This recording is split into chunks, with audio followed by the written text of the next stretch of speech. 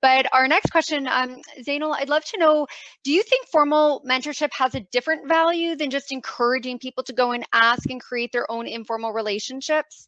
I know a lot of people have mentioned it's the small interactions or the champions and people in your corner, but what do you think is the value of formal mentorship? I think formal mentorship has a strong role if you have some very specific objectives. And the way that I think about this is that ultimately we are all human and we all have our strengths and we all have our opportunities for development. And leaders above you or your peers are no different. So, one of the things that I really experienced, and I had the early optionality of being involved in a lot of cross-functional kind of roles and initiatives, is I saw a lot of different leadership styles.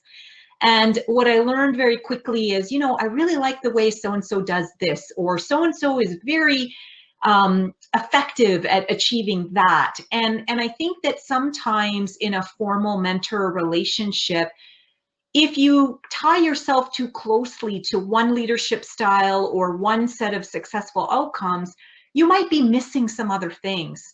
But at the same time, if you have some very clear objectives that say, I'm looking to expand my skills or my domain or my knowledge in a specific area, and I know this individual is the expert and I can learn from that, then I think that can be incredibly helpful and effective. I would just say that, I've seen in many organizations or many situations where individuals tie themselves too closely to one or two particular leaders or mentors. And then, that individual might leave the organization or might take a different path. And, where does that leave you? So I would say that, have some specific objectives. Don't turn a blind eye to different leadership styles that could eventually be effective and helpful for you in your career, and think very clearly, if you're looking for a specific dedicated mentorship experience, what objectives you have and what objectives that you can serve for that particular individual as well.